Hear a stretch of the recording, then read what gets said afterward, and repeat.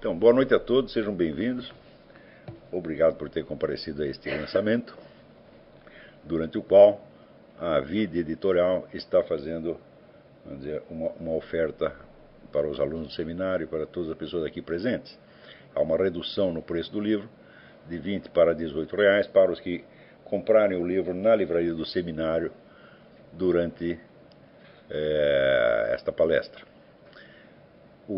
Queria agradecer muito aos editores deste casal esplêndido, Adelício César Kim, ao Silvio Camargo e a todos os que ajudaram, né, para que esta edição fosse possível, sobretudo aqui a Isabela, o Alessandro Moreno, todos os que têm colaborado conosco. Muito bem, para não repetir o que já está dito no livro, então eu vou dizer o que está antes dele, ou seja, aquilo que me levou a fazer esse estudo sobre Maquiavel. Eu concebi este livro não só tendo em vista o assunto, mas também com a ideia de formar uma espécie de modelo em miniatura daquilo que os alunos poderiam fazer em matéria de estudos de autores determinados, de problemas determinados. Então eu procurei seguir na redação do livro o mais possível a ideia mesma desses estudos, tal como eu havia exposto nas aulas. De maneira que o livro é uma ilustração de certos métodos de análise que eu estive explicando no próprio curso. Desde logo, existe a formulação da pergunta. Quer dizer que um estudo filosófico destinado a ser escrito, ele deve partir de uma pergunta e, em primeiro lugar, é preciso você provar que essa pergunta tem alguma importância efetiva, não só na esfera objetiva, mas também um motivo pessoal pelo qual você se interessa pela pergunta. E isso tem que ser, note bem, quando eu digo motivo, não quer dizer um pretexto, uma explicação a posteriori. Quer dizer, ele aparece uma pergunta arbitrariamente e depois você inventa uma justificativa. Não. Tem que ser uma coisa que tem uma raiz existencial muito forte em você. Ou seja, você tem que ter um motivo para se interessar pelo problema. Já dizia Ortega y Gasset que os problemas filosóficos eles têm a estrita obrigação de provar que eles são problemas. Quer dizer, não é qualquer pergunta que solta para você que você vai se interessar por ela e dedicar anos da sua vida só porque alguém perguntou.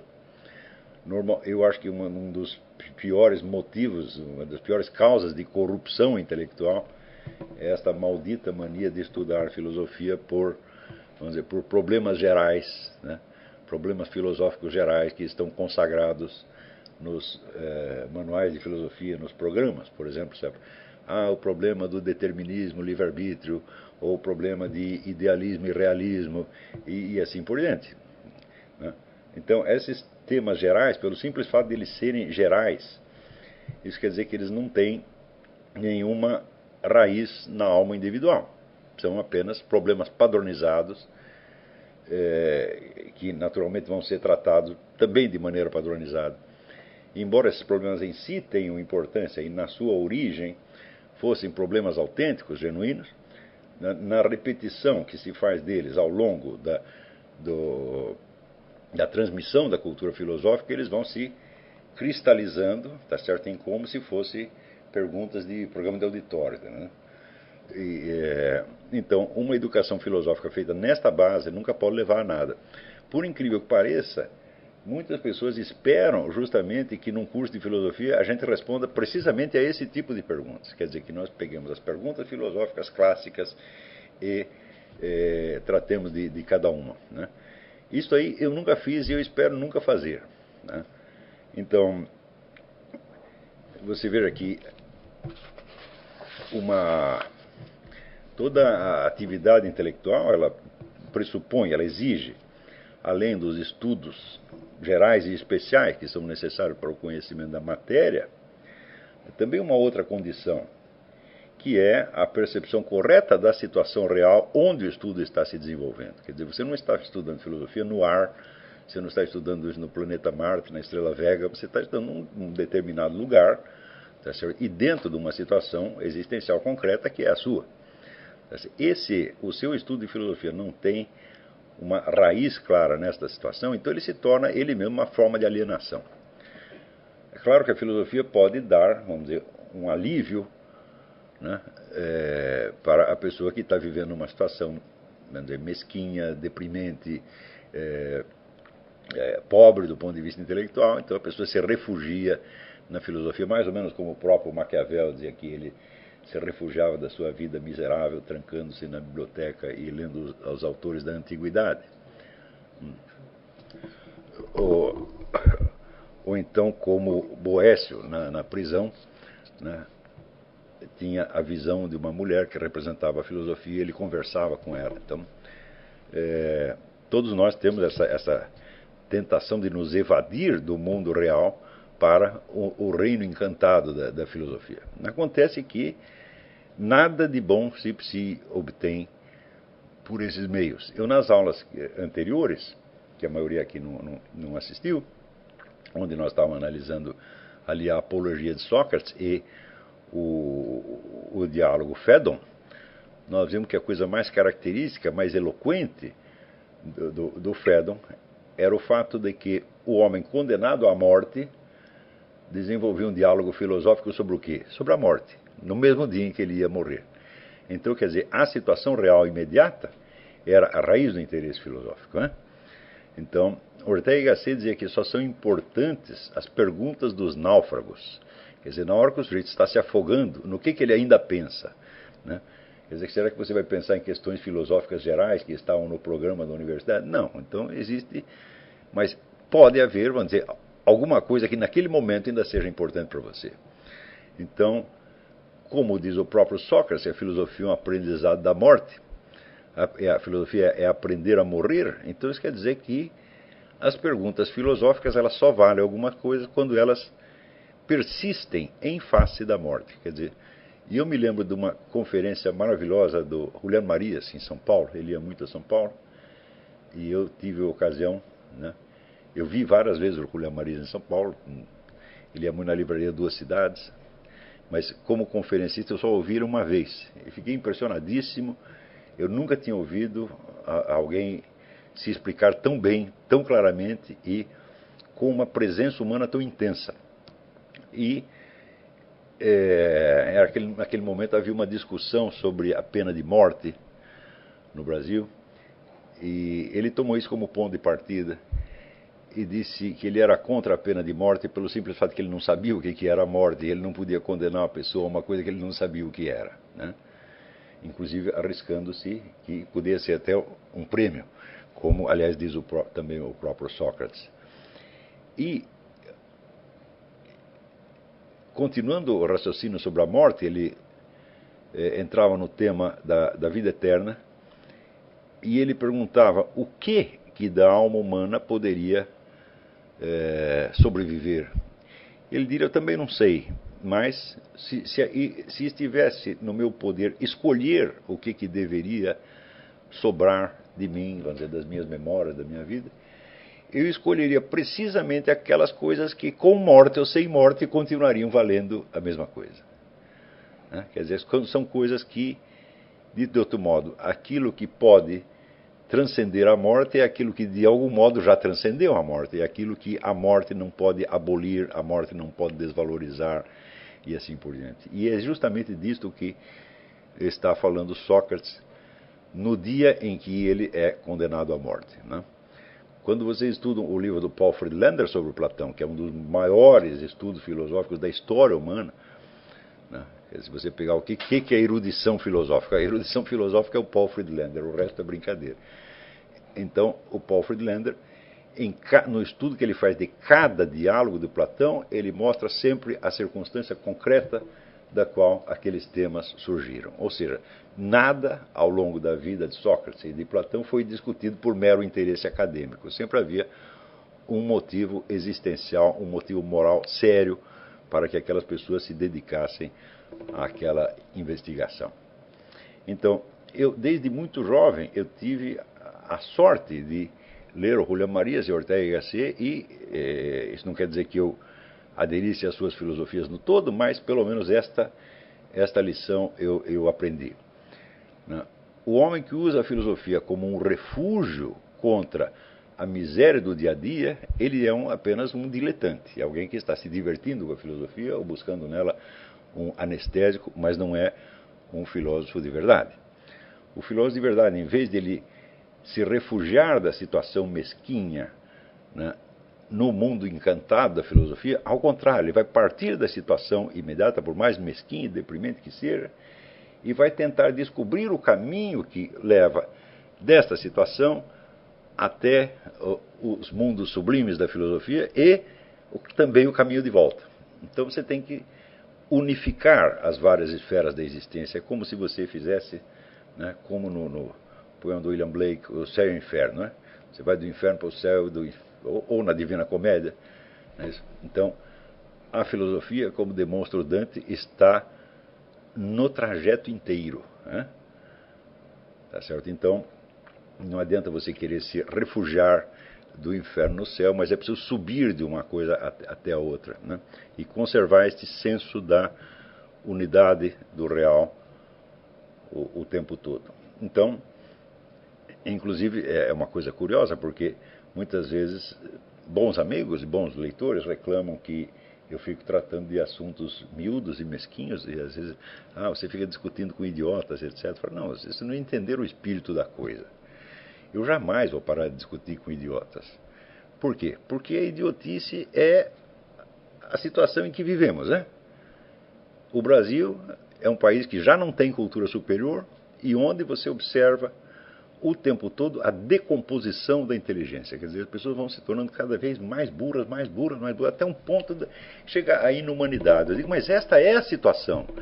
Quer dizer, embora eu esteja aqui nos Estados Unidos, o meu centro de referência ainda é a situação brasileira da qual eu parti, tá certo? E a qual eu estou ligado também pela minha língua, pela presença de inumeráveis amigos meus no Brasil, tá certo? E por um resto de patriotismo, tá certo? Que sobrevive até à morte do país, né? Então, se esta é a situação concreta que nos rodeia, é dela que nós temos que partir. Quer dizer, nós não temos que ter medo de examinar em profundidade a situação mais deprimente, mais amesquinhante que tenha, porque ela é o nosso ponto de partida. Foi nela que nós nascemos, ou é nela que nós estamos. Tá certo? Quer dizer, eu já não nasci nela, nasci um pouco antes, mas vocês nasceram já dentro disso, né? Então, se não compreendemos esta situação em todos os seus detalhes, tá certo? E tentamos saltar direto para o mundo das ideias, então estamos buscando apenas um refúgio, um descanso e não o conhecimento da realidade, tá certo? Então, estamos brincando de filosofia, estamos fazendo um teatro filosófico, como se faz em qualquer faculdade, e não uma filosofia de verdade. Então, quando às vezes eu gasto meses examinando a cabeça de um Rodrigo Constantino, a cabeça de um Sidney Silveira, um camarada assim, eu sei o que eu estou fazendo, tá certo? Não é que eu estou dando importância a coisa que não tem. Não, isto é a atmosfera cultural brasileira, não há outras. Se nós estivéssemos dentro de uma situação onde há um debate intelectual rico, poderoso, como é aqui nos Estados Unidos, bom, então você não vai perder tempo, tá certo?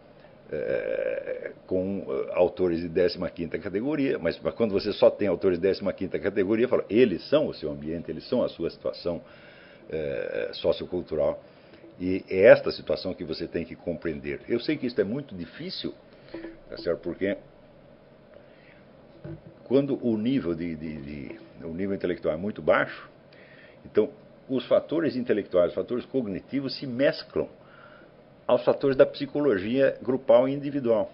Então, a simples compreensão das ideias não adianta. Você vai ter que compreender o que realmente aconteceu com as pessoas. Não só na escala individual, é claro, mas na escala social. Você tem que tentar ver, em primeiro lugar, em que medida esta manifestação específica, tá certo, de imbecilidade, ignorância, de mesquinharia, reflete um fenômeno social mais geral. E tentar compreender este fenômeno. Esta é a nossa obrigação, tá certo? Então, nunca se trata, vamos dizer, de discutir com imbecis, mas de simplesmente analisar a situação e tentar compreender por que isso acontece. Como é que o ser humano que foi feito para ser imagem e semelhança de Deus, como é que ele consegue descer tanto? E, uma vez descido tanto, como é que ele faz para voltar? Tá certo? Este, na verdade, é o grande problema da filosofia, né? Se a filosofia é definida como amor à sabedoria, significa que você não está identificado à sabedoria, mas ao contrário, você está identificado à ignorância, e a ignorância tem muitos graus, tá certo? Que descem até uma profundidade infernal. Tá certo? Então o problema não é você ficar apenas, vamos dizer, você proceder como se você tivesse a posse atual da sabedoria e pudesse desfrutá-la, né? Mas precisamente ao contrário, você está, vamos dizer, numa profundidade abissal, numa treva densa e compacta, e desde essa treva você aspira, né, a uma sabedoria, e você vai aprendendo gradativamente, né, o trajeto que te aproxima dela. Né, certo? Então a pergunta foi: por que o Maquiavel, e por que exatamente formular a pergunta sobre o Maquiavel exatamente como eu a formulei. Então, você vê que o primeiro motivo para estudar o Maquiavel no Brasil é porque o Maquiavel é uma referência constante de todos os nossos políticos e de todos os nossos intelectuais. E o conceito que se tem do Maquiavel é o de um realista, quer dizer, é um homem que abandonou os raciocínios idealísticos, abandonou a esfera dos valores e decidiu mergulhar no conhecimento da realidade. Então, aparentemente, Maquiavel estaria fazendo a mesma coisa que eu estou fazendo, né? Quer dizer, ele não se deixa enganar por valores elevadíssimos e símbolos sublimes, mas ele quer o conhecimento da realidade. É assim que se entende Maquiavel, né? E, na mesma medida, se compreende o Maquiavel como uma espécie de um mestre da arte da política. É alguém que deu algumas receitas práticas que, se você seguir, né, você está no caminho certo para a conquista do poder. Então, o número de admiradores de Maquiavel que existe é muito grande, né? E eu nunca vi, vamos dizer, em décadas de experiência no Brasil, eu nunca vi ninguém que desprezasse o Maquiavel. Todo mundo o admira de uma maneira ou de outra, especialmente no meio político. E algumas máximas de Maquiavel, algumas receitas de Maquiavel, elas entraram tão profundamente na consciência ou inconsciência brasileira que elas se tornaram a chave explicativa de muitas condutas políticas, né? Por que o sujeito fez assim ou assado? É porque ele leu tal receita em Maquiavel, ele está tentando repeti-la. Por exemplo, uma dessas receitas é aquela famosa máxima: se você não pode vencer, você deve aderir. Então você encontra um adversário mais forte, você não consegue vencê-lo, então você adere a ele na expectativa de você manipulá-lo, tá certo?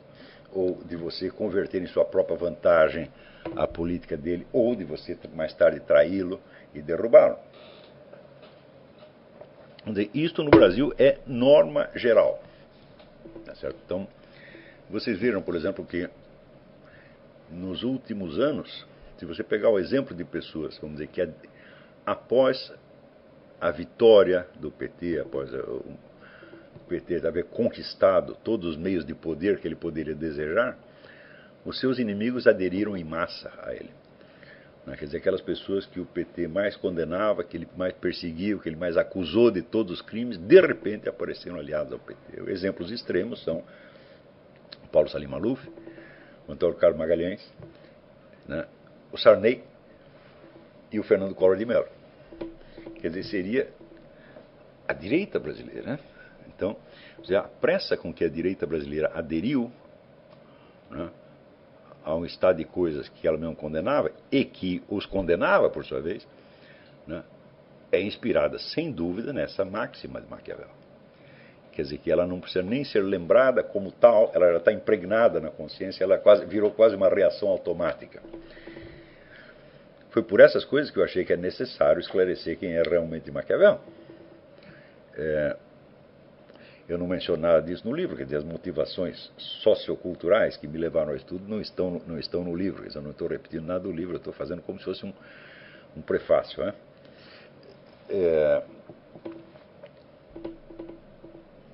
Também a ideia, vamos dizer, da mentira e do fingimento, né, ela é muito prezada no Brasil. Quer dizer, você dar a impressão dar uma impressão boa, ou dar uma impressão que você acha que vai seduzir a sua plateia, o seu público, é considerada, vamos dizer, um sinal de enorme realismo, maturidade e domínio da situação política.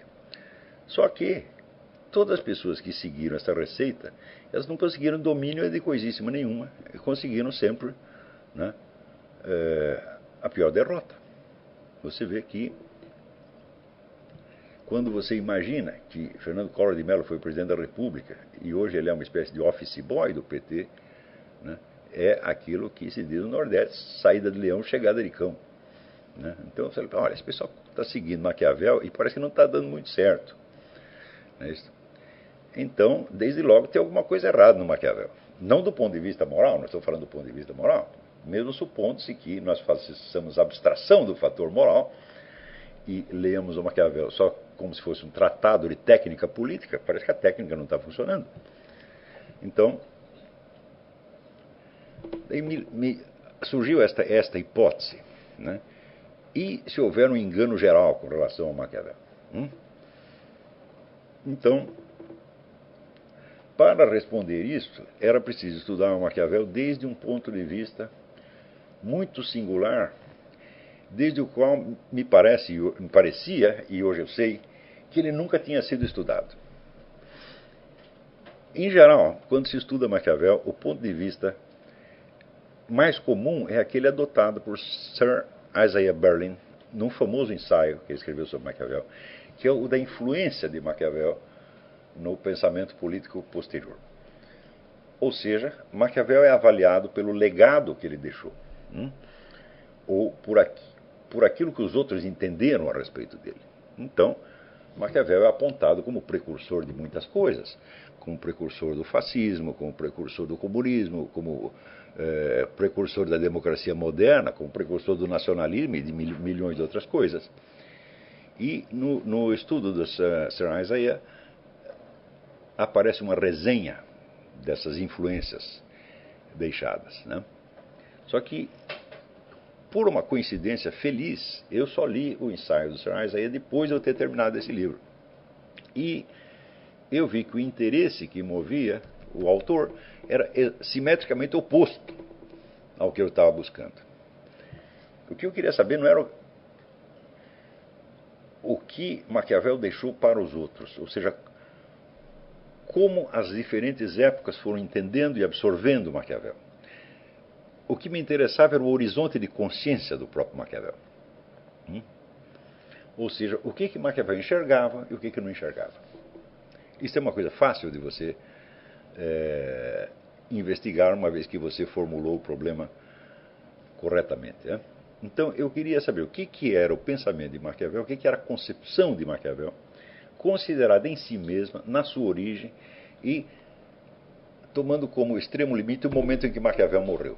Quer dizer, durante a sua vida, o sujeito fica sabendo algumas coisas, entende algumas coisas, e outras ele não enxerga, e outras ele não entende. Né? Então, era importante investigar isto para descascar as sucessivas camadas lendárias construídas em cima de Maquiavel. E saber quem era o próprio Maquiavel no fim das contas. Tá certo? Não no sentido de fazer uma interpretação pura do seu pensamento, que na verdade só ele mesmo poderia fazer, tá certo? Mas no sentido de mapear o horizonte de consciência, ou seja, quais são os fatos, quais são as dimensões da realidade que Maquiavel enxerga com clareza, quais aquelas que, embora estejam na frente do nariz dele, ele não está enxergando. Então, esse problema do horizonte de consciência, eu já expliquei muitas vezes, até no curso de Filosofia Política que eu dei lá na Universidade Católica do Paraná. É evidentemente um conceito fundamental da ciência política. Quer dizer, o horizonte de consciência é o conjunto das informações disponíveis e das suas articulações mútuas. Em cada momento da sua vida, há um conjunto de coisas que você sabe e nas quais você pode basear suas decisões. E há outras coisas que você ignora, tá certo? Mas que de algum modo exercem uma influência sobre as suas decisões, na medida em que a ignorância de um dado faz parte do seu horizonte de consciência, faz parte da forma da sua mente, né? Então, eu citei como exemplo o famoso caso da Batalha de Waterloo, em que uma fração do exército austríaco bate em retirada e Napoleão ordena a um dos seus generais que persiga aquele exército e, se possível, mate todos, né? Acontece que o exército austríaco deu a volta no campo de batalha e se juntou ao exército da Prússia, que estava do outro lado, tá certo, para fazer um ataque maciço a Napoleão. E o general ao qual Napoleão deu a ordem, ele seguiu a ordem literalmente até o fim. Quer dizer, quando ele viu que, em vez dos camaradas baterem realmente em retirada, eles estavam dando a volta, normalmente seria de esperar que ele voltasse, né? E dissesse, não, agora até aqui a perseguição faz sentido, mas daqui para dentro não, porque o que eu tenho que fazer é voltar e reforçar o exército de Napoleão. Por quê? Porque ele vai sofrer um ataque maciço da Áustria e da Prússia ao mesmo tempo. Mas essa ideia não ocorreu ao sujeito. Ele continuou indo atrás dos austríacos, né? E, evidentemente, os austríacos chegaram e se juntaram aos exércitos prussianos antes que seus perseguidores o alcançassem. Quando os perseguidores o alcançassem, eles já alcançaram, eles já tinham feito o ataque frontal às tropas de Napoleão e tinham feito um estrago dos diabos. E isso foi realmente a causa fundamental da derrota de Napoleão. Então, o que você vê? A influência de um dado ignorado. Napoleão não sabia o que aquele general ia fazer. Ele não levou em conta, ou talvez ele realmente não soubesse, que aquele general, embora fosse um bravo soldado, era um homem sem muita imaginação. E que, se você mandar fazer uma coisa, ele ia fazer aquela coisa até o fim e não ia saber modificar a ordem de acordo com as circunstâncias. Então, este é um exemplo de como o fator ignorado, né, tem uma força determinante no seu horizonte de consciência e, portanto, nas suas decisões e, portanto, no círculo das suas ações possíveis, na sua capacidade de ação.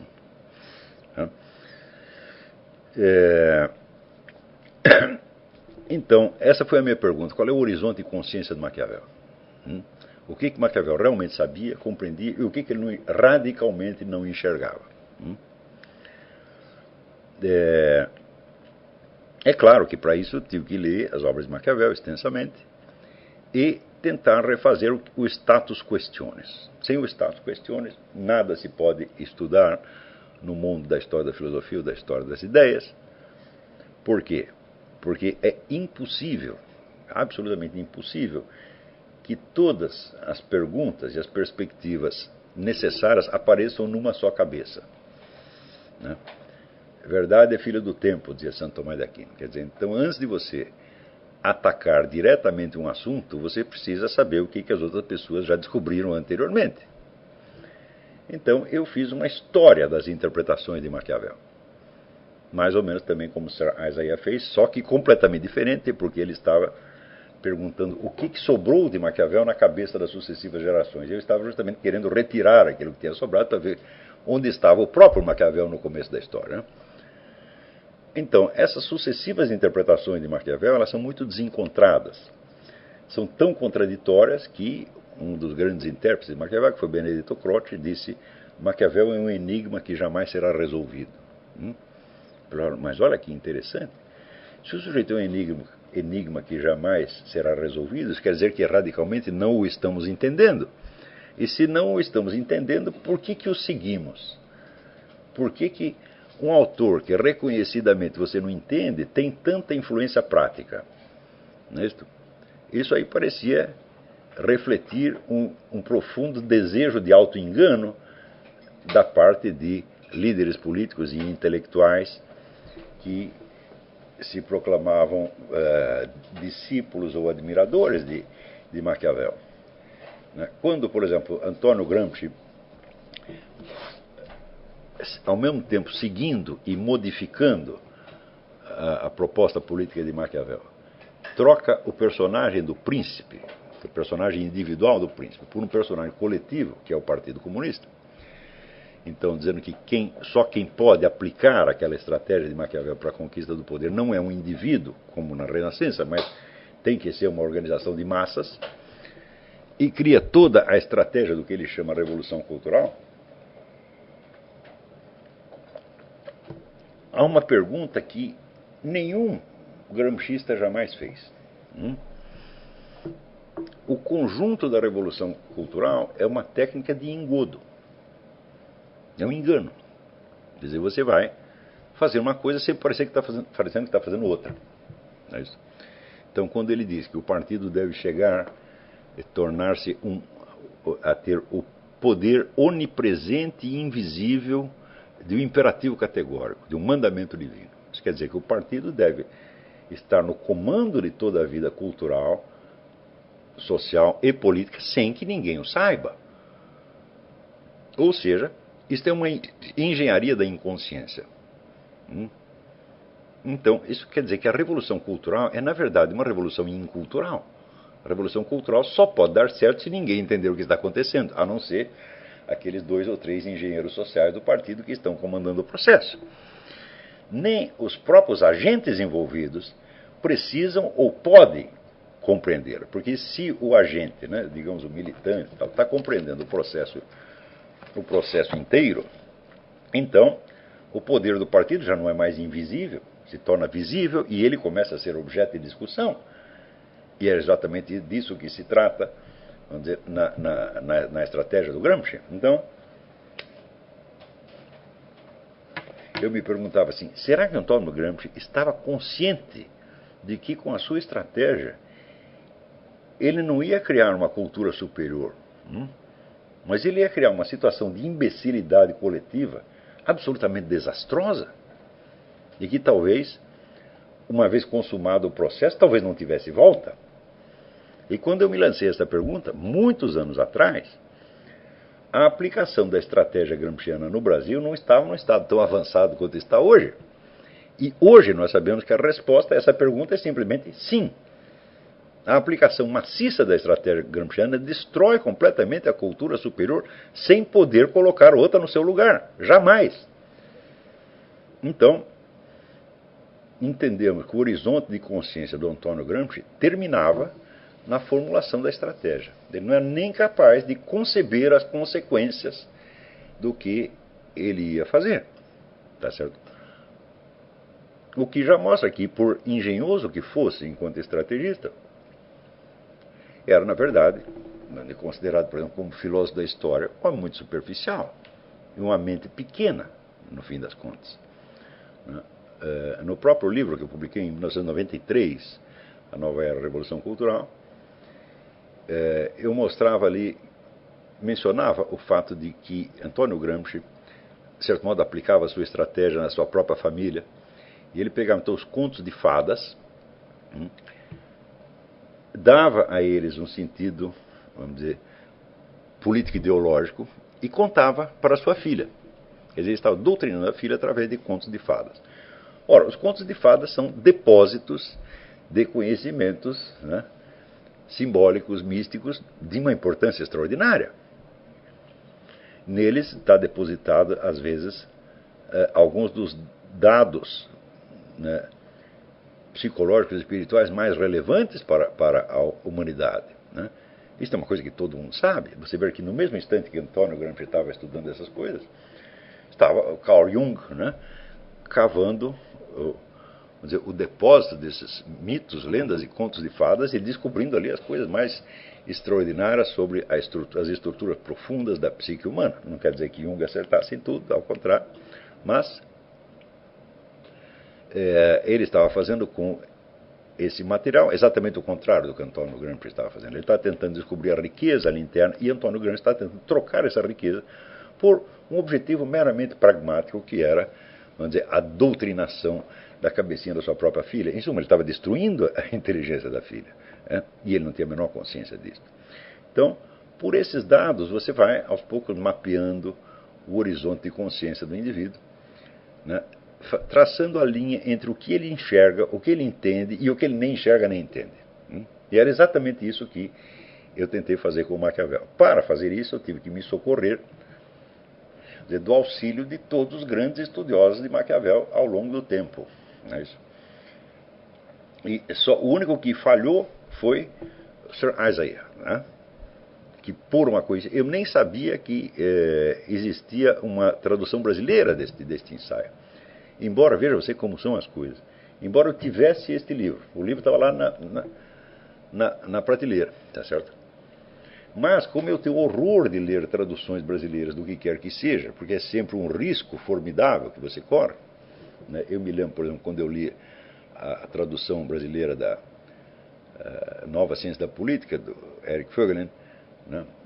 Tradução feita pelo ministro Viegas, eu tinha que tentar retraduzir mentalmente aquilo para o inglês para ver se eu entendia alguma coisa.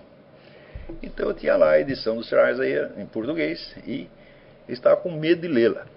E eu não sabia que tinha ali coisas tão importantes sobre Maquiavel. Só que quando eu li, eu me falei, olha, bom, para o estudo que eu fiz, isso já não influi nem contribui, não é certo? Porque a pergunta que ele lança é completamente alheia à minha. Só valeu depois a leitura como superfície de contraste, né? Então, ao longo desses estudos, você via que as versões de Maquiavel que tinham sido desencavadas por esses vários estudiosos eram totalmente contrastantes, totalmente contraditórias. Chegava assim, a oposição de 180 graus, né? E onde alguns viam Maquiavel como assim, o mais desprezível e imoralista da história humana, e outros, ao contrário, viam como um autor de elevadíssima moralidade, um pedagogo, não é isso? Eu falei, não é possível que essas duas pessoas sejam a mesma. Tem algum problema aí, é? Mas cada um desses estudos que foram feitos sobre Maquiavel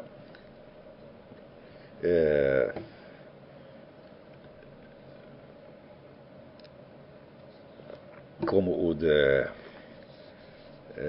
Lord Macaulay, né, o do Léo Strauss, todo o Benedetto Croce, cada um deles descobria alguma coisa importante sobre Maquiavel.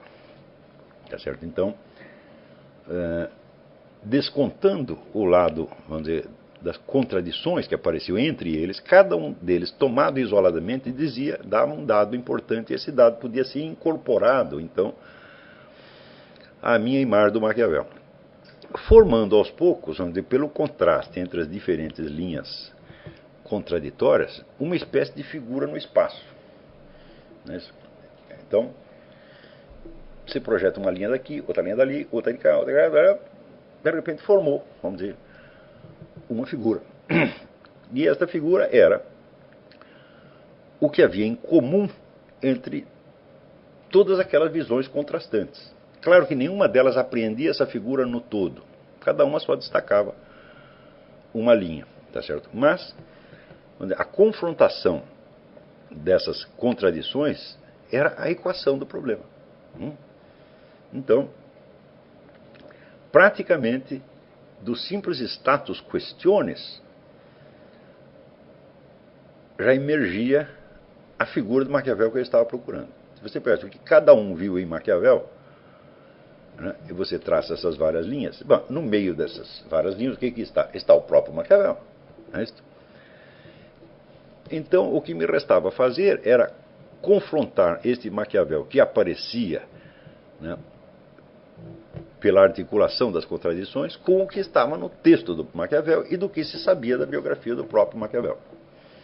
Tá certo? Então, eu não posso dizer que esse método seja absolutamente infalível, mas não há outro.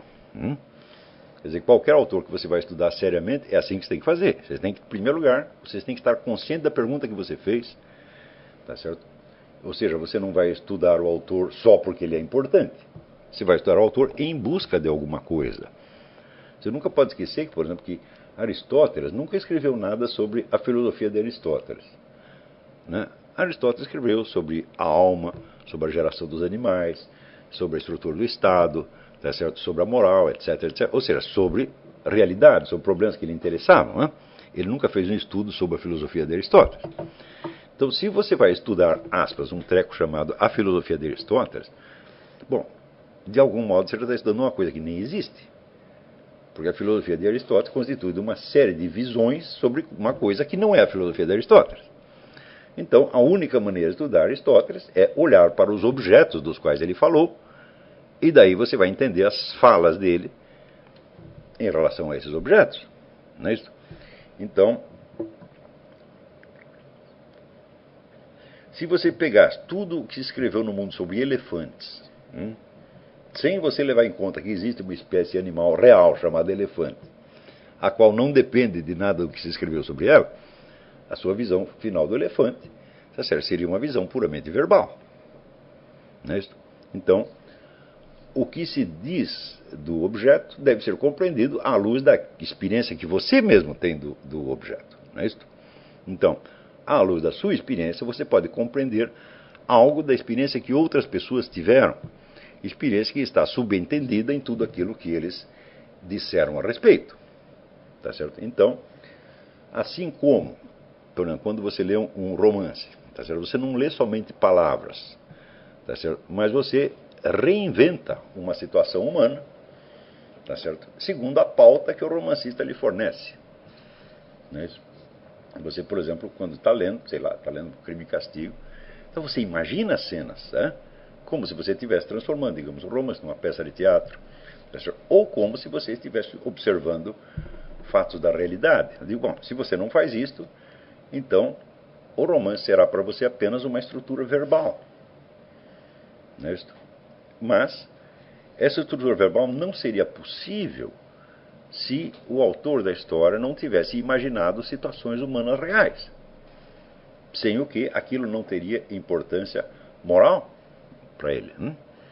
Então, do mesmo modo, ao estudar um livro de filosofia, você tem que fazer isso com um olho voltado para um lado e outro para o outro. Quer dizer, um voltado para o texto e o outro voltado para a realidade da coisa da qual ele está falando.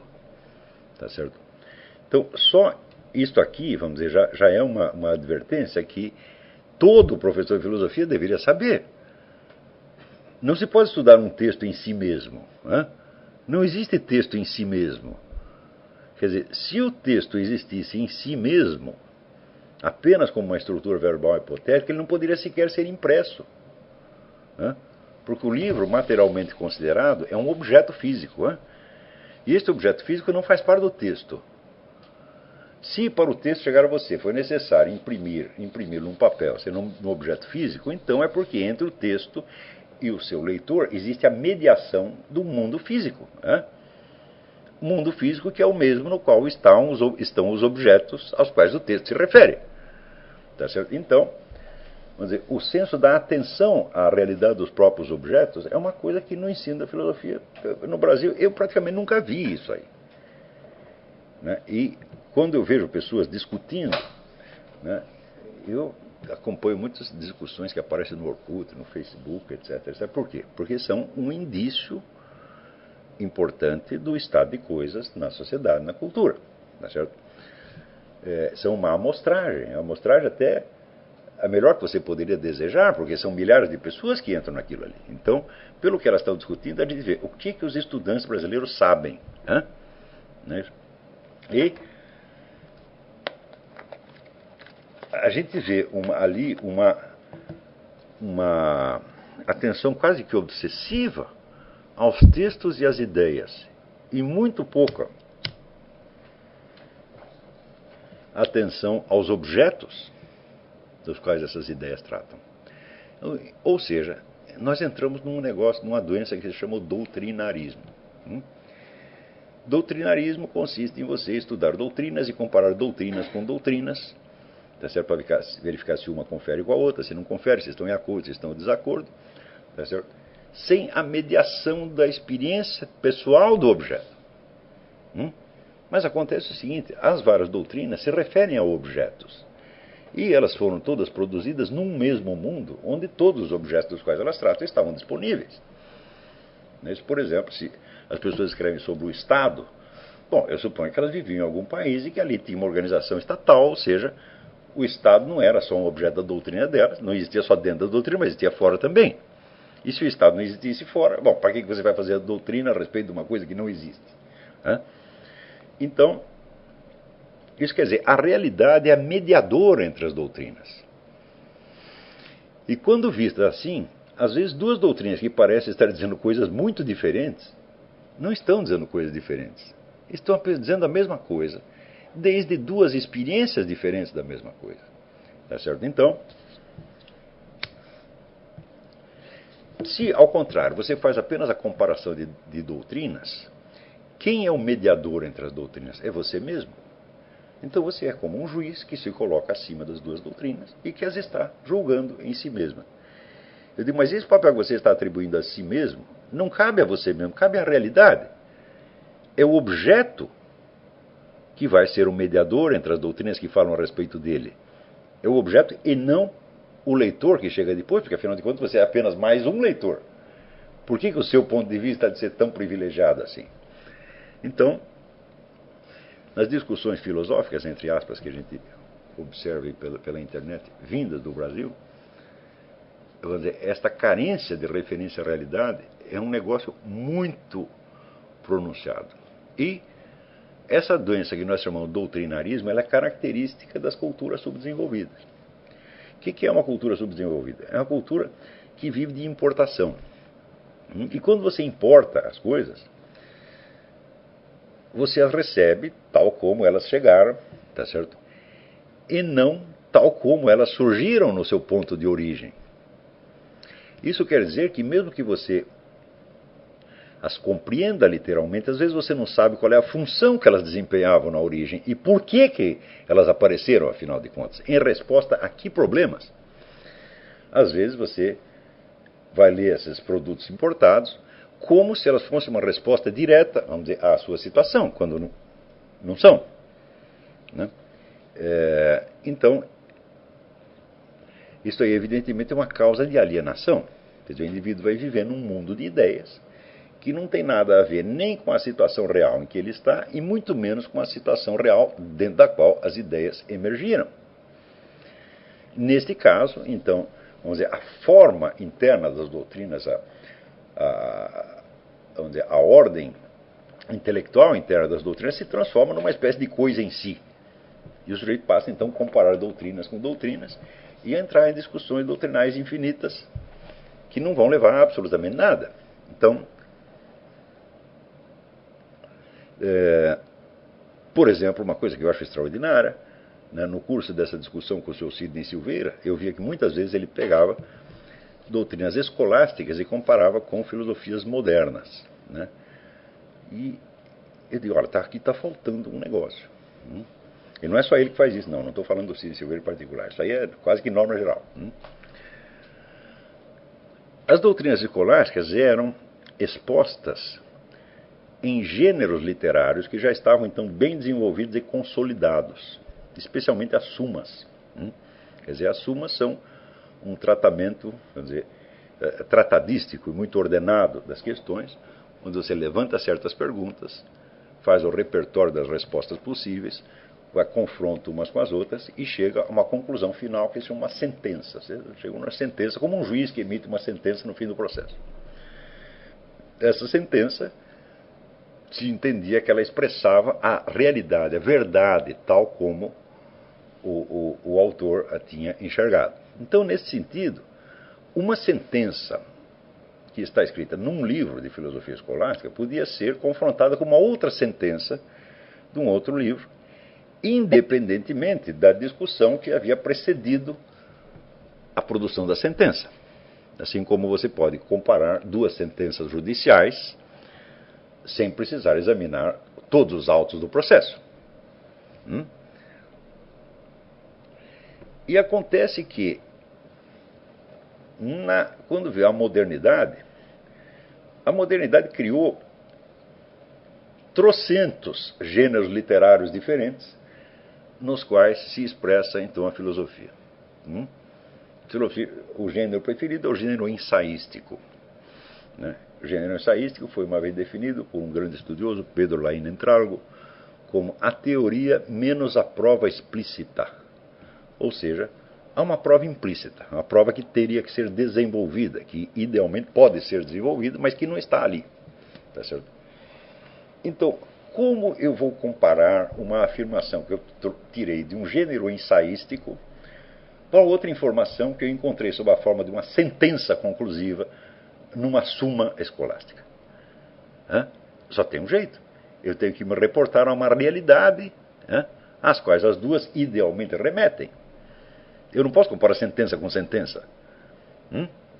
Então, isso quer dizer que quando você faz uma comparação assim, olha, Santo Tomás de Aquino diz tal coisa assim assim, esse autor moderno diz tal outra. Isto não confere com o que Santo Tomás de Aquino disse, então, portanto, isto é heresia. Esta é uma ocupação perfeitamente, como é que se diz? Inútil e, na verdade, impossível, utópica. Né? Porque gêneros literários diferentes têm valores semânticos diferentes. Né? No caso escolástico, por exemplo, cada termo era definido de uma maneira uniforme, da qual participavam, vamos dizer, participava toda a comunidade dos letrados. Né? Os escolásticos escreviam para outros escolásticos. Aliás, se chamava escolástico por causa disso, porque era uma discussão que se dava dentro das escolas, entre profissionais que tinham recebido a mesma formação, né, e que usavam as mesmas técnicas argumentativas altamente formalizadas. Tá certo? Agora, de repente, eu pego aí um ensaio escrito por Jean-Paul Sartre, né, que não recebeu essa formação, que escreve num estilo altamente individualizado, tá certo? Com uma semântica completamente diferente, de como é que eu vou comparar uma coisa com a outra, meu Deus do céu. Só tem um jeito, eu tenho que apelar às realidades a que eles estão falando, e daí, a partir, vamos dizer, da minha experiência dessa realidade, eu posso calcular o diferente peso semântico de uma, vamos dizer, de uma sentença formal e, vamos dizer, de uma frase solta no meio do ensaio. Tá certo? Então, a coisa é muito mais trabalhosa do que parece. Mas, dada a propensão doutrinarista que existe no meio subdesenvolvido, as pessoas simplesmente ignoram esta exigência. Tá certo? E isto quer dizer que vão ler os filósofos em busca de concordâncias e discordâncias. Não é isso? E de dizer qual está errado e qual que está certo. E esta é uma ocupação altamente ociosa. Né? Porque o que interessa não é saber quem está certo e quem está errado, mas o que eles podem ensinar a mim. Por exemplo, vocês vão ver que na resenha que eu fiz dos estudos sobre Maquiavel, eu vou lá apresentando cada um, mostrando também as suas diferenças de perspectiva, mas eu não estou julgando nenhum. Eu não estou dizendo, esse aqui está mais certo, aquele está mais errado. Não. Porque eu não estou interessado no que eles pensam de Maquiavel, e sim do que eu posso saber a respeito de Maquiavel. Então, essas várias perspectivas, não me interessa julgá-las em si mesmas, mas articulá-las como, vamos dizer, uma rede de contradições que me faça ver um Maquiavel de verdade no meio. Não é isso? Então, eu não vou perder tempo com a discussão, confrontações doutrinais, tá certo? Porque eu não estou interessado na confrontação de doutrinas, e sim na realidade a que elas se referem, e essa realidade era o problema mesmo do horizonte de consciência de Maquiavel. Muito bem, então, muitas dessas contradições surgiam, em primeiro lugar, de contradições que estavam na própria obra de Maquiavel. Então, aqui ele dizia uma coisa, ali ele dizia outra, tá certo? E, frequentemente, ele não dava o menor sinal de ter percebido a contradição. Claro que, vamos dizer, a contradição é uma coisa que acompanha o pensamento humano desde que ele existe. Né? A nossa mente é essencialmente dialética, nós pensamos por confrontações de hipóteses. Então, nós mesmos temos que discordar de nós mesmos se queremos entender alguma coisa. Ou seja, você tem que experimentar, pensar a coisa pelo lado A, depois pelo lado B, depois pelo lado C. Então, em vez de fugir das contradições, ao contrário, você vai alimentá-las até que o cruzamento delas lhe mostre alguma coisa. Como Raimundo Abelio que dizia isso, quer dizer, você vai acumular as contradições até você chegar a uma tensão intolerável. Ou seja, a coisa vai ficar cada vez mais enigmática, e na hora que a tensão ficou intolerável, é aí que aparece a forma do objeto na sua frente, às vezes com uma claridade extraordinária. Né? Então,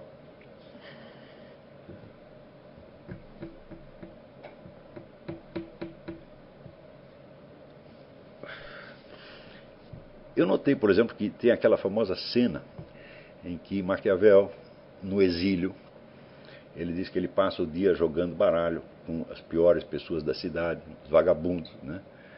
E eles jogam baralho e bebem pra caramba, e se xingam uns aos outros, né? Se acusam de trapaça no baralho. E ele fica o dia inteiro naquela vida ociosa. Depois, quando é de noite, ele vai para a sua biblioteca, né? Ele troca de roupa, veste uma roupa elegante e entra, né, na biblioteca onde estão os clássicos da antiguidade. Então ele vai para um outro mundo, né, sublime, né? E todo mundo acha isso muito bonito. Eu já vi esta cena citada em muitos lugares, né, com uma ressonância até poética, né? Então, quer dizer, o mundo da filosofia como uma fuga da mesquinharia ambiente. Só que eu digo, mas que coisas estava lá lendo o Maquiavel? E o que ele estava aprendendo ali, né? Ele estava estudando ali, não, digamos, o mundo dos arquétipos platônicos, ou a gnoseologia de Aristóteles, etc., mas todos os truques mais sórdidos da política, né? Então, como você sobe na vida traindo os seus amigos e assim por diante, né? Como você, às vezes, é obrigado a envenená-los, convidá-los para um banquete e envenenar o camarada. Era isso que ele estava estudando lá. Então, aquilo que havia entrado, por assim dizer, na tradição das figuras literárias como um símbolo de uma ascensão, né, do mundo mesquinho para um mundo sublime, era, na verdade, o contrário, né? Porque, afinal de contas, se você pensar na escala moral, né, dois bêbados que estão jogando baralho e se xingam uns aos outros, não há crime algum. Não é isso? Há apenas uma falta de educação. E Maquiavel, então, subia deste mundo para o mundo do satanismo mais descarado. Tá certo? E estou falando, então é o contrário. Ele não estava subindo, ele estava descendo, né? Ele estava afundando num mal incomparavelmente maior do que aquela banalidade dos jogadores de baralho. Tá certo? E eu vi que essas inversões apareciam muitas vezes no Maquiavel, né? Por exemplo, quando ele condena o cristianismo por ter perdido a sua inspiração originária, por ter se afastado da sua vocação primeira, do cristianismo primitivo, né, e ter se corrompido.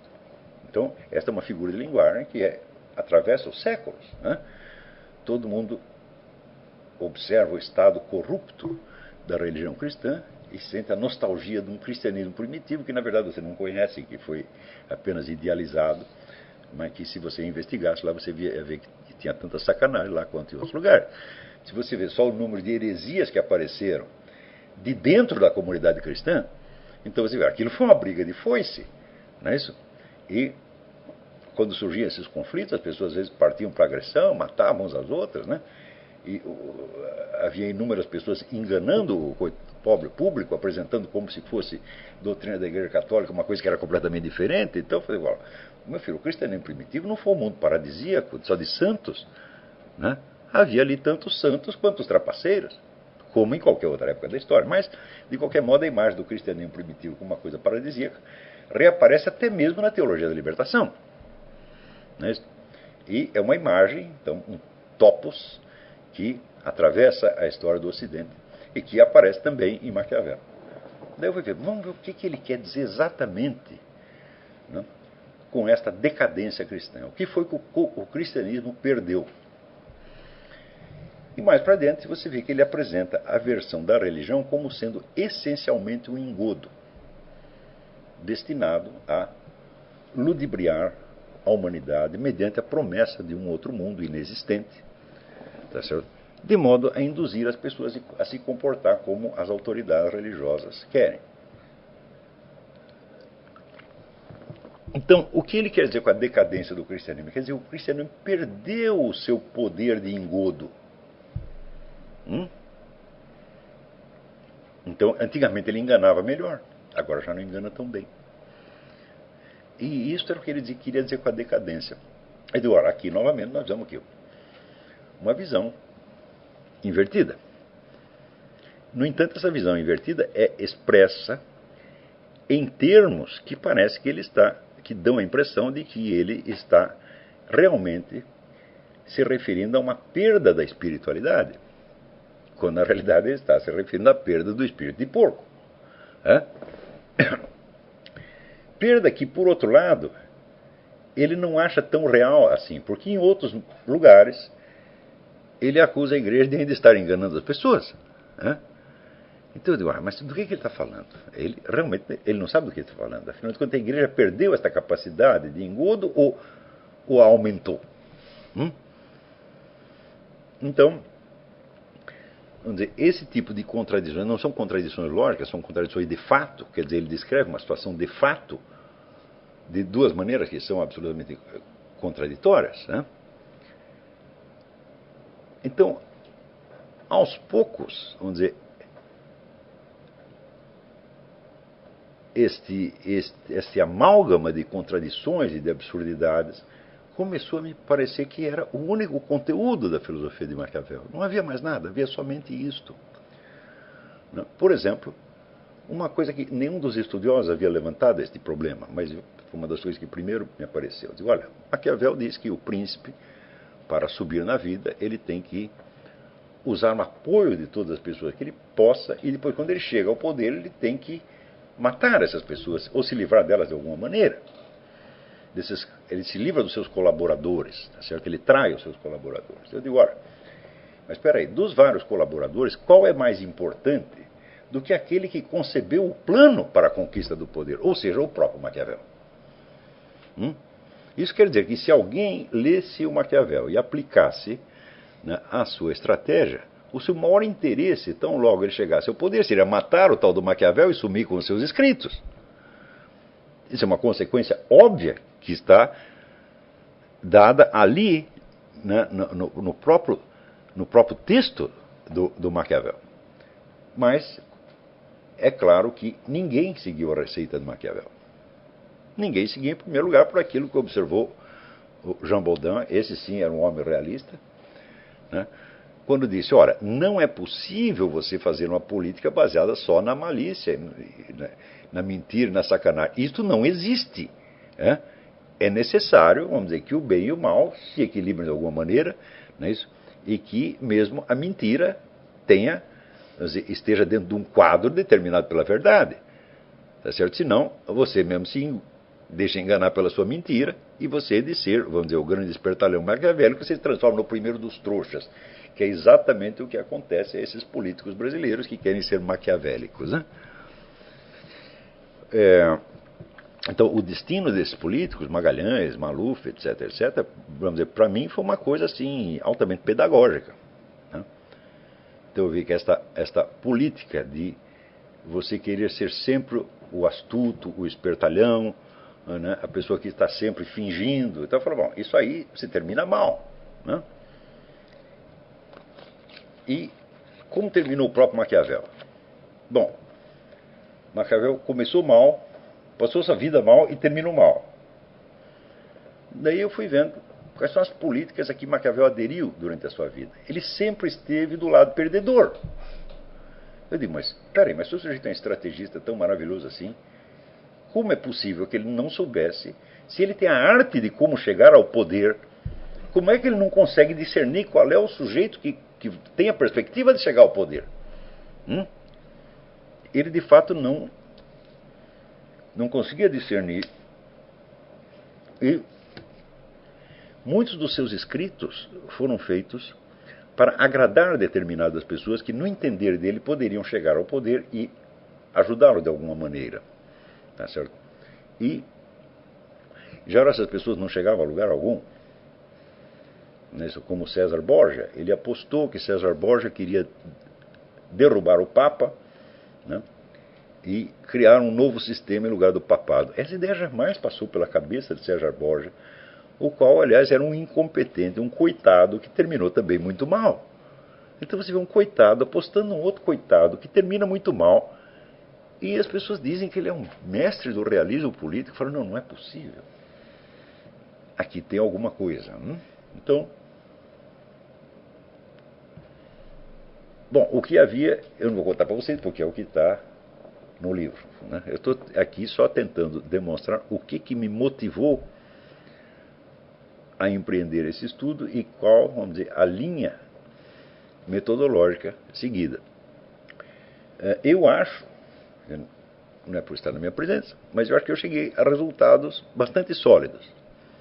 Tá certo? Eu acho que ali está demonstrado, vamos dizer, que o mundo ideológico de Maquiavel é uma confusão dos diabos, que ele mesmo jamais entendeu, nem fez a menor questão de entender, porque a motivação com que ele escrevia isto ou aquilo não era a de dar efetivas receitas de política, mas simplesmente agradar, lisonjear a certas pessoas em busca de favores até pequenos. Um empreguinho, um subsídio, tá certo? E não deixa de ser irônico que ele terminasse a sua vida, quer dizer, após ele ter feito mil planos para derrubar o papado, tá certo? Que nos últimos anos da sua vida ele vivesse dos favores do Papa, né? No momento em que ele parou de dar receitas de política e começou a escrever a história de Florença. E consta que no final da vida ele se arrependeu, se confessou e morreu na fé. Não sabemos se isso é um depoimento do filho dele, não sabemos se é verdade, tá certo? Mas, como o próprio Maquiavel diz, olha, eu não acredito ele afirma, eu não acredito em nada do que eu digo. E sempre que eu encontro uma verdade, eu trato de encobri-la sob tantas camadas de mentira que depois eu mesmo a reconheço. Então você vê que todo o universo do Maquiavel é um universo de uma imensa psicose, onde a fuga da verdade se apoia num conjunto de estratégias tão variado para mentir para si mesmo, que no fim ele mesmo não podia entender o que ele tinha escrito e que por isto mesmo ele é um enigma. Estudar Maquiavel é estudar uma psicose. Vamos dizer, uma psicose pode ser compreendida, eu digo, até um certo ponto. Se você pudesse compreendê-la totalmente, seria preciso que ela tivesse uma inteligibilidade para o próprio psicótico, que é exatamente o que falta. Então você acompanha o Maquiavel até um certo ponto, e dali para dentro você diz, não, aqui não é que eu não posso entender, não há mais o que entender. Né? Isso aqui não é uma ideia, não é uma doutrina sobre a realidade, isso aqui é um sintoma. Tá certo? Então, depois de séculos de discussão do Maquiavel, eu acho que eu sou o primeiro autor que chegou à conclusão e falou, olha, não vale a pena estudar isto. Isto é apenas uma psicose, não há nada para você aprender ali, a não ser que você queira esteja estudando isso para entender um período histórico que se caracterizava pela mais extrema confusão, onde ninguém praticamente estava entendendo nada, tá certo? E Maquiavel era só mais um que não estava entendendo nada. Então, bem, foi esta a ideia do livro. Então, podemos aqui fazer uma pausa, lembrando a vocês que quem comprar o livro agora no site do Seminário de Filosofia terá um desconto. E voltamos daqui 10 minutos para algumas perguntas.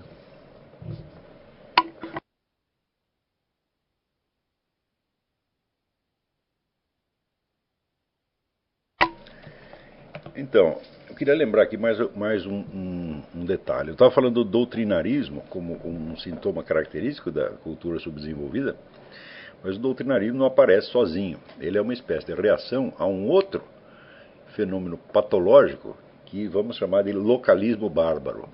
Localismo bárbaro é o culto de qualquer coisa que tenha acontecido no seu lugar pelo simples fato de que aconteceu no lugar onde você nasceu, independentemente da coisa não ter valor nenhum. Então, se você for ver, as universidades brasileiras estão repletas de colecionadores de miudezas sem nenhuma importância, pela qual eles só se interessam, né, pelo fato de que aconteceu perto da casa deles e de que lhes lembra alguma coisa da sua porca juventude e assim por diante. Então, por exemplo, se você for ver a bibliografia que existe sobre a história do samba, é uma monstruosidade, uma monstruosidade. Cada sambista tem 10, 20, 30 biografias, né, diferentes. Agora, se você procura a biografia do Mário Ferreira dos Santos, não existe. Tá certo? Então, este culto folclorístico levado às suas últimas consequências, né, que na gestão do Gilberto Gil no Ministério da Cultura chegou a proclamar oficialmente o samba do recôncavo baiano como um valor universal, né? Ou que, em outros casos, aquele senhor Luiz Augusto Fischer chegou a escrever que o Chico Buarque de Holanda é um artista das dimensões de Michelangelo Buonarroti, né? Quando você chega neste ponto, vamos dizer, a este ponto, no culto, né, das miudezas locais, então esse amesquinhamento da inteligência provoca uma espécie de reação, um desejo de você fugir para o universal, né? E de você então se elevar, né? Então você sai em busca de verdades universais, de valores universais, e você acha que você vai saltar direto para dentro deles, né, sem passar, vamos dizer, pela absorção da circunstância concreta onde você está. Então você mesmo se transforma numa espécie de abstração, né? Então você vive num mundo de ideias gerais e essa ideia geral não tem nenhuma conexão com a sua conduta real, com os fatos reais da sua vida. Então é claro que é um caso de alienação extremamente grave. Então, o problema que sai aí é o seguinte, é que você vê a percepção de quais são as categorias com que você está lidando, a que gênero pertence os fatos que você está analisando. Então, isso aí é uma espécie de capacidade humana natural que tem que ser aperfeiçoada pela disciplina. Isso é, quando você lança uma pergunta filosófica, a pergunta pode estar tão imensamente deslocada em relação aos fatos, não é certo? Mas, em geral, a sua percepção espontânea está adequada aos fatos. Quer dizer que a percepção humana não confunde, por exemplo, uma essência com um acidente.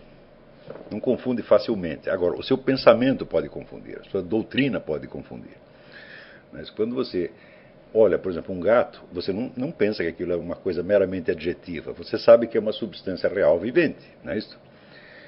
Mas, na esfera do pensamento, você pode, em seguida, fazer as maiores confusões a respeito. Agora, por causa desses vícios da cultura subdesenvolvida, você pode chegar ao ponto de você confundir a sua própria percepção. Então isso quer dizer que você está continuamente olhando as coisas sob gêneros ou sob categorias que são totalmente inapropriados. Então não se trata de erros de lógica, de erros de raciocínio, né? É um erro de percepção e de nomeação. Quer dizer, você está dando os nomes errados às coisas, tá certo? E você os está olhando sob categorias que não são apropriadas. Isso aqui é uma coisa geral. No Brasil de hoje é uma coisa absolutamente impressionante isso aí. E depois que passa num certo ponto, eu não creio que seja possível corrigir isso pela educação, porque já se transformou numa espécie de sintoma neurótico. É isso? Então, um dos objetivos deste curso, quer dizer, é vacinar as pessoas contra isto. Tá certo? Então, quando você adquire alguma cultura, você começa a ler livros de filosofia, literatura, bom, você cria um certo peso de conhecimento, né? E este peso oprime a sua alma. Quer dizer, a estrutura da sua personalidade não foi feita para aguentar aquilo. A estrutura da sua personalidade nasceu, foi desenvolvida dentro, vamos dizer, deste meio, né, mesquinho, tacanho, etc, etc. Então, você é um fruto, você é um produto da própria educação que você odeia, né? Então, quando você começa a adquirir cultura, a primeira coisa que acontece é que o peso do conhecimento adquirido neurotiza você. Você cria inadequações de comportamento, né?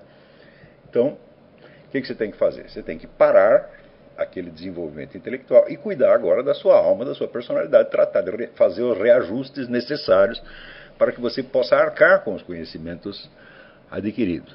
É por isso que nesse curso eu sempre assim, tem, vamos dizer, um acelerador e tem um breque. Quer dizer, nós vamos avançar no conhecimento, mas nós vamos brecar e voltar e pensar sobre o que nós estamos fazendo aqui, quem somos nós, qual é o que eu estou realmente querendo, qual é a minha, vamos dizer, onde está a minha própria voz no meio disso e assim por diante, Se você não fizer isto, então você cai naquela norma que me ensinou o Dr. Juan Alfredo César Melo, quando ele dizia: crescer e não rever a história da sua própria alma é se candidatar a uma neurose. Ou seja, você simplesmente progredir no mundo do conhecimento não quer dizer nada. Você pode estar, vamos dizer, você vai se transformar, vamos dizer, numa alma atrofiada, em cima da qual você colocou um punhado de ideias eruditas. Então você vai ficar simplesmente uma pessoa feia. Tá certo? Então, por exemplo, o indivíduo que está discutindo questões filosóficas, mas escreve uma linguagem de mau gosto. Quando eu digo mau gosto, eu digo, por exemplo, às vezes uma linguagem pomposa, professoral, que é descabida. Às vezes o que eu chamo de linguagem cardinalícia. Não é isso? Isso é tão comum no Brasil de hoje, mas eu vejo que 40 ou 50 anos atrás as pessoas tinham muita consciência disso aí. Então, se uma coisa era escrita em uma linguagem literária inapropriada, as pessoas largavam imediatamente. Está na cara que isso não é uma pessoa de verdadeira cultura, é alguém que está apenas imitando. Né? Então, esta consciência hoje se perdeu quase que por completo. Quer dizer, o pessoal escreve, né, de altas filosofias naquele estilo que o Bruno Tolentino chamava estilo penteadeira de velha. Né? Quer dizer, aquele negócio pomposo, empoadinho, né, bonitinho. Mas que coisa mais feia, as pessoas não percebem que isso, vamos dizer, é um assinte ao senso estético de quem tem algum. Né? Então, vamos dizer, o senso estético, ele reflete a sua percepção da realidade. Ora, vocês no Brasil são criados num dos meios esteticamente mais feios que existem no universo. Quando você percorre aqui os Estados Unidos de ponta a ponta, claro que você encontra algumas monstruosidades arquitetônicas, mas em geral as cidades são muito bonitas, têm, vamos dizer, uma estética coerente, quer dizer, não quer dizer que todas as casas são feitas no mesmo estilo, mas você tem um certo número de estilos onde você vê um diálogo. Por exemplo, aqui tem um estilo X, ele confronta com outro estilo e depois tem uma terceira solução e assim por diante.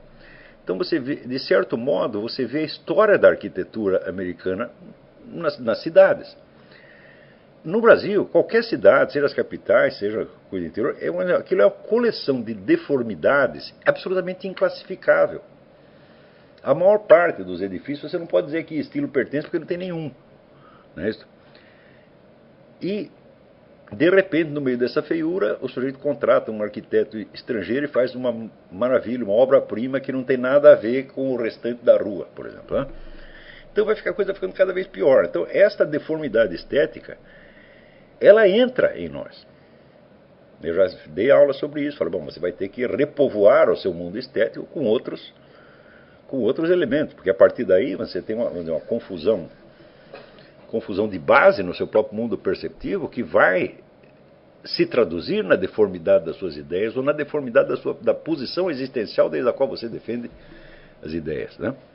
Então, eu me lembro do Dr. Meira Pena, contava que uma vez ele perguntou aos alunos dele na Universidade de Brasília a que classe social eles pertenciam. Ninguém sabia. Então, quer dizer, você não é capaz nem mesmo de se classificar sociologicamente, então, literalmente, você não sabe onde está.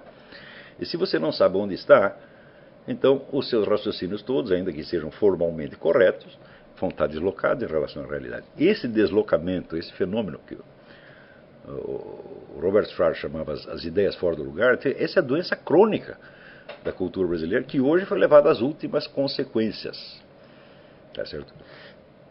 E, evidentemente, quando eu comecei a estudar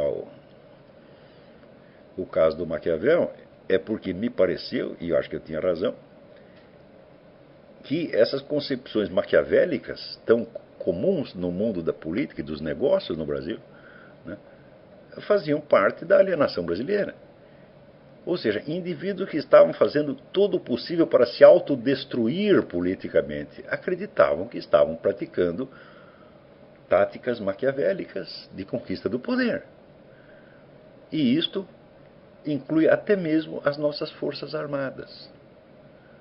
Se você pega esses vários centros de discussão, né, na qual se elabora o pensamento militar, eu vi esse pessoal se envolver em ilusões alienantes tão incríveis, né, que hoje, quando a gente os vê humilhados de 4 perante o governo federal, eu digo, está vendo que deu o seu maquiavelismo? Você não era um sujeito tão esperto, né? Ou seja, existem certas espertezas que são muito ingênuas, né? Que chegam até a ser cândidas. Né? E eu não posso negar que o próprio Maquiavel estava infectado disso até o fundo da alma. Quer dizer, ele não sabia exatamente qual é a sua posição na sociedade, ele atirava a esmo, ele fazia tentativas desesperadas, às vezes, de restaurar essa situação pelos meios os mais inconvenientes possíveis, e chegava sempre, né, caminhava sempre de fracasso em fracasso. Então, esperteza demais dá nisso. Né?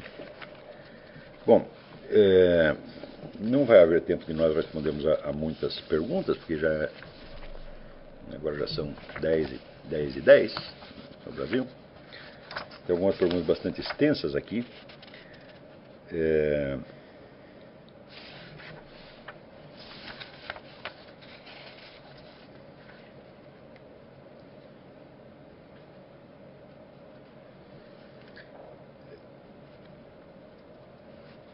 Aqui, Humberto pergunta. Tempos atrás, disse que vivemos numa espécie de provincianismo temporal. Por exemplo, quando relegamos os sábios da antiguidade a uma espécie de museu das ideias e não utilizamos as resoluções deles para nossos problemas presentes.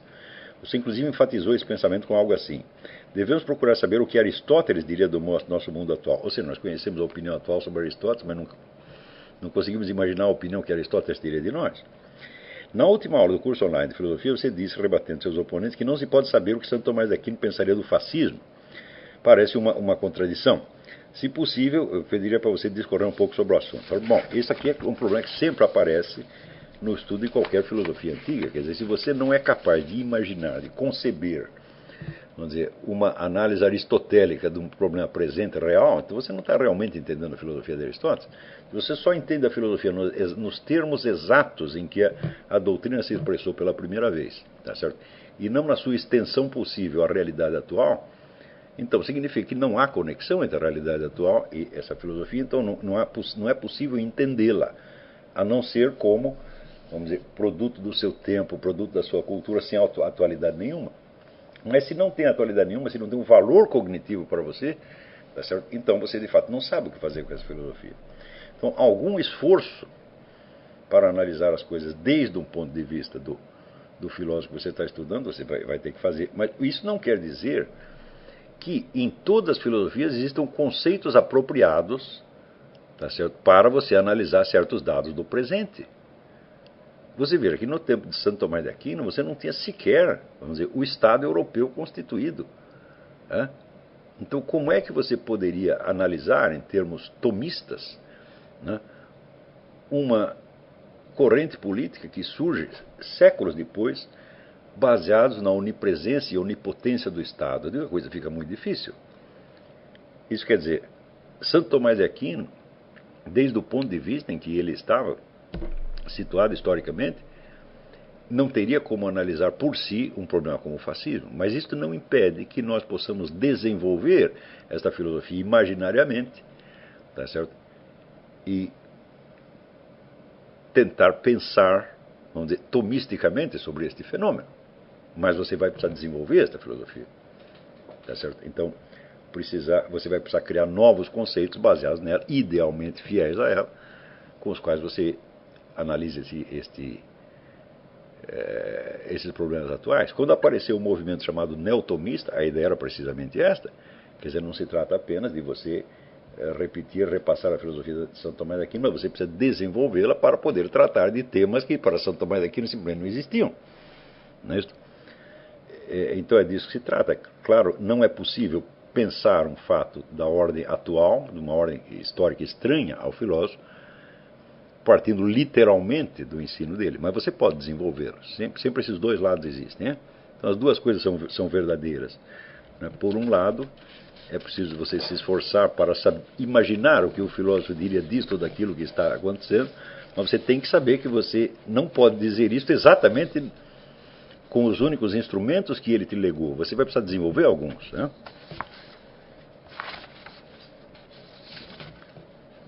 Então, vamos ver aqui.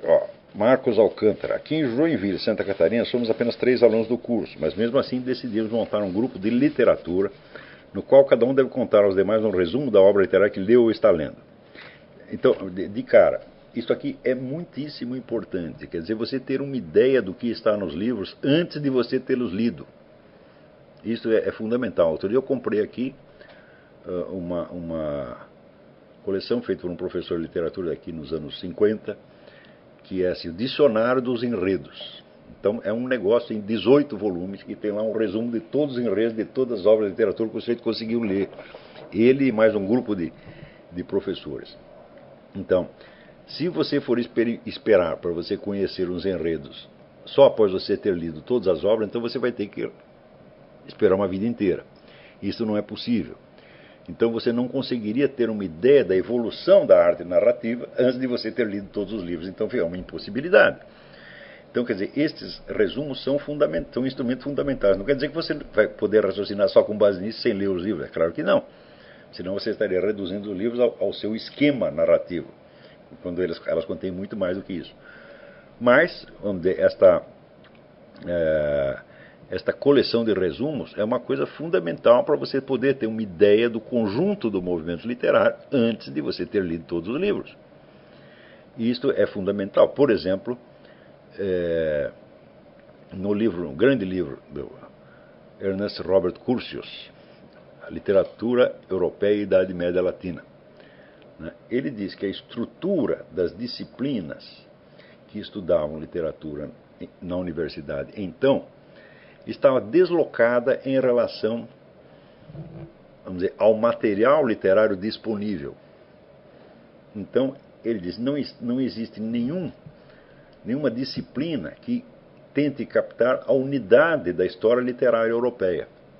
E, no entanto, é claro que existiam intercâmbios entre todos os países, o pessoal de um país lia a literatura do outro, né? E não existe somente assim a literatura alemã, a literatura francesa. Quer dizer, o fenômeno literário tomar no seu conjunto histórico não corresponde à divisão das línguas. Né? Isso quer dizer, nem sempre o autor que é, vamos dizer, copiado ou que influencia um outro é um autor da própria língua dele. Então ele diz, olha, mas as disciplinas estão montadas de tal maneira que a unidade da literatura europeia escapa completamente. E a raiz desta unidade está na literatura europeia latina, que era de uma... Então havia uma literatura, uma língua internacional, e daí foram se desmembrando as literaturas nacionais. Falaram, bom, aquela descoberta é absolutamente genial. Mas esse fenômeno do descompasso entre a estrutura das disciplinas científicas e a estrutura da realidade, esse é um dos grandes problemas da humanidade. Edmund Husserl dizia que, idealmente, a divisão entre as disciplinas científicas deveria corresponder à divisão entre o que ele chamava as várias ontologias regionais. Quer dizer, você tem diversos fenômenos, né?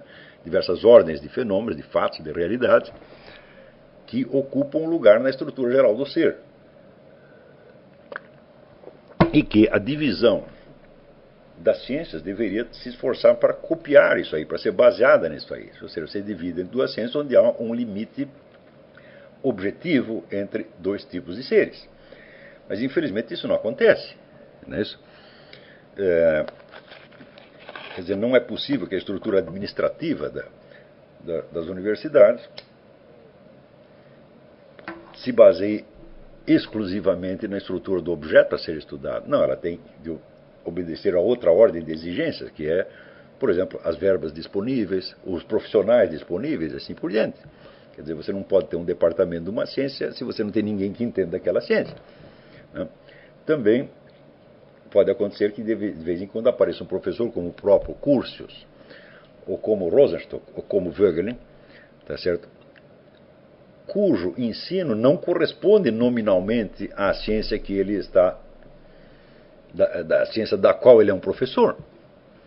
Isso, por exemplo, quando o Voegelin foi fazer conferência na Alemanha, então, bom, era uma conferência de ciência política e o pessoal esperava que ele tratasse, vamos dizer, do temário oficial da ciência política, mas de repente ele estava falando, né, dos anabatistas, de símbolos da religião egípcia, etc. Os caras ficaram sem saber o que fazer. Né? Então, por exemplo, vamos dizer, este vínculo que ele faz, esta associação que faz muito constante entre religião e política, E o pessoal estranhou. Só que daí ele mostrou o seguinte: todos os pensadores políticos importantes faziam esta conexão. Platão, Aristóteles, Jean Baudin, e assim por diante, todos eles faziam. Então, ele estava simplesmente seguindo a tradição. Essa tradição não correspondia, vamos dizer, com a estrutura do ensino tal como estava ali na Universidade de Munique. Então, isso quer dizer que a ordem administrativa da Universidade de Munique prevalecia sobre o quê? Sobre a estrutura do mundo. Quer dizer, a ordenação burocrática ela mesma se torna um substituto da realidade. Isso sempre acontece. E isso nós temos que vencer continuamente. Com o Eugen Rosenstock aconteceu a mesma coisa. Então, quando os camaradas o contrataram na universidade aqui, eles não sabiam onde colocar. Porque diziam, pô, nós colocamos o cara na ciência política, tá certo? E ele vai falar de teoria do conhecimento. Nós o colocamos aqui na faculdade de filosofia e ele começa a falar dos partidos políticos, né? E assim por diante. Você coloca na faculdade de teologia, ele vai lá e fala de matemática. O que fazer com o sujeito, né? Então, ele estava tentando, né, captar a estrutura da realidade, como Hegel ou como qualquer outro filósofo que preste, né? Então, esta ideia de você conhecer um monte de resumos, eu vou depois passar para vocês o título deste dicionário que eu tenho, que é uma coisa maravilhosa, né? O título, o autor, tudo, passa uma fichinha. Se vocês puderem adquirir aí, vai ser uma coisa boa. Mas essa ideia de um contar para o outro, né? Olha que coisa, eu acho isso uma coisa maravilhosa. Tem muito livro que, se eu pudesse não ter lido, se alguém contasse para mim o que estava no livro, eu ia ficar contentíssimo. O pessoal pensa que eu gosto de ler, eu falo, eu odeio ler, eu gosto de aprender, né? Se alguém me contasse o que está no livro, bom, seria uma maravilha. Eu me lembro quando eu era adolescente, tinha um amigo meu que estudava muito Heidegger, né? E um dia ele pegou o livro do Heidegger, que nem era um livro muito comprido, que é isso, a metafísica, e me fez uma exposição daquilo. Eu digo, olha, teve um impacto muito maior do que se eu fosse ler o próprio Heidegger, né? Então eu sou gratíssimo a este meu colega, que ele despertou em mim um interesse filosófico a partir de uma exposição que ele fez do Heidegger. Então, contar para os outros que ele, eu falo, você está poupando trabalho para as pessoas, né? Tá certo? Quer dizer, nossos objetivos iniciais são forçar todos a ler as obras literárias indicadas pelo professor e povoar a imaginação, deixando de lado discussões mais filosóficas. Isto, maravilha, é isto mesmo. É isso que tem que fazer, né? Então, vocês estão de parabéns. Quer dizer, primeiro, povoar o mundo da imaginação, dos sentimentos, que vai, inclusive, habilitar vocês a compreender situações humanas, reais, que não são formuláveis em termos teóricos, né? Então, se você for esperar, por exemplo, você tem um conflito de família, você tem um problema qualquer, brigou com a namorada, sei lá, qualquer problema, né? Você não vai poder esperar até você ter uma compreensão conceptual do problema para você lidá-lo. Você vai ter que usar, vamos dizer, instrumentos muito mais rápidos, forma de pensamento analógico, simbólico, a partir de evocações que você tem, de leituras que fez, de coisas que ouviu, né? Então, vamos dizer, é este mundo da imaginação e das emoções o primeiro que você tem que tornar, vamos dizer, rico, flexível, rápido, tá certo? Para entender o mais rapidamente possível as situações humanas, mesmo que você não consiga verbalizar o que está acontecendo, né? Lembra daquele exemplo que eu dei no começo do curso, daquele teste que fizeram, né, das cartas de baralho, não é isso? Onde você tem dois processos cognitivos funcionando ao mesmo tempo.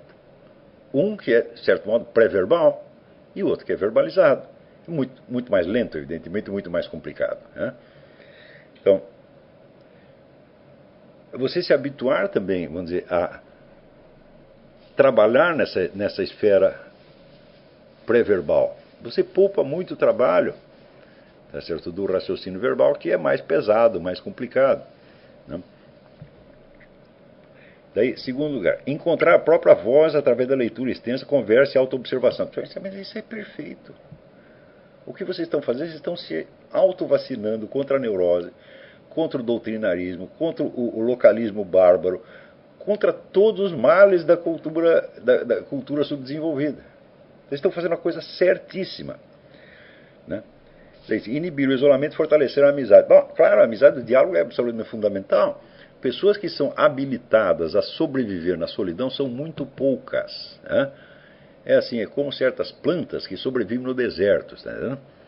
Então, nem toda planta pode sobreviver no deserto, só aquela planta especializada naquilo. Então, não, se você não pertence àquilo, não tente, né? Então, eu mesmo pertenço eu sou uma dessas plantas, eu sobrevivo no deserto, posso ficar 30 anos sem conversar com ninguém sobre nada, bom. Como dizia, eu invento meus amigos imaginários, estou eu lá conversando com Santo Tomás de Aquino, com Aristóteles, mas esta é uma habilidade que não tem nada a ver com o talento filosófico, é uma habilidade específica que algumas pessoas nascem com ela, né? Então não adianta forçar. Normalmente as pessoas precisam do diálogo, precisam da amizade, senão não progridem, né? Item 4. Usufruir de qualquer tipo de tabaco, de preferência o mais mata-rato e cancerígeno possível. Bom, isso não é obrigatório, né? Então, eu acho que o cigarro ajuda você a pensar, mas posso estar enganado. Por acaso o senhor tem algo a acrescentar no método ou nos objetivos desse grupo? Não, de imediato não. Eu acho que vocês estão fazendo a coisa certa que todo mundo deveria fazer. Como é que se começa uma educação? Eu digo você lendo toda a literatura imaginativa que você possa. Tá certo? Porque, como eu disse, a percepção humana, ela geralmente é muito acertada. Ela dificilmente erra. Mas quando você passa para a esfera já da imaginação, fala, bom, opa, peraí, imaginação e memória já não funcionam tão bem quanto a percepção. E quando você pula um grau a mais, vamos para o pensamento conceptual. Fala, bom, aí o erro a possibilidade de erro é enorme. Então, quanto mais você investir nos andares mais baixos, né, você está reduzindo a possibilidade de erro.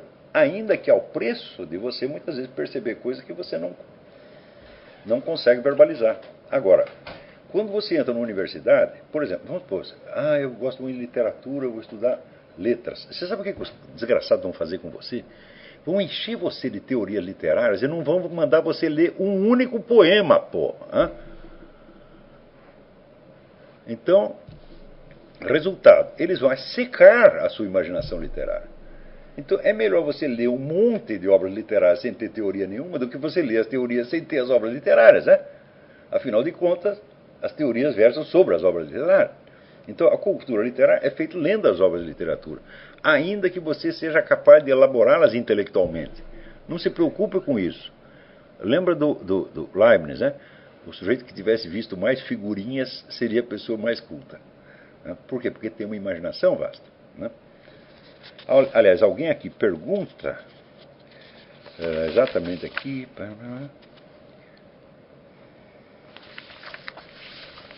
alguém diz que Sócrates se utiliza muito da... E agora só o que eu perdi. Não sei quem, não consigo juntar a pergunta com o autor. Ao ler os diálogos de Platão, fiquei impressionado com o quanto Sócrates usa a analogia. O senhor pode falar um pouco da importância da analogia para o conhecimento? Muito bem. Toda e qualquer investigação de qualquer coisa começa com uma analogia. É porque você achou alguma coisa parecida com outra, diferente da outra. Então, é claro que esse pensamento analógico, ele é somente um começo. Uma única analogia, um único símbolo, contém inumeráveis possibilidades de conceitos diferentes que depois você vai separar. Vai ter que descascar a analogia, ver as várias camadas de significado e as várias, vamos dizer, afirmações a que aquilo pode corresponder. Mas sempre que você está investigando algo pela primeira vez, a sua forma de pensamento é sempre analógica, não tem outro jeito. Às vezes você vai começar por notar semelhanças e diferenças. As semelhanças e diferenças podem ser fortuitas, tá certo? Mas isso não tem importância. Depois você volta atrás e corrige, não é isso? Bom, eu acho que por hoje nós podemos parar por aqui. Esta aula foi transmitida para um público muito maior do que geralmente acompanha, né, as aulas do curso. Também serve, vamos dizer, como uma espécie de amostra do que é o nosso seminário, pelo qual alguns dos ouvintes possam também vir a se interessar. Em todo caso, se já se interessaram pelo meu livro do Maquiavel, então muito obrigado a vocês pela sua atenção e para os outros até a semana que vem. Muito obrigado.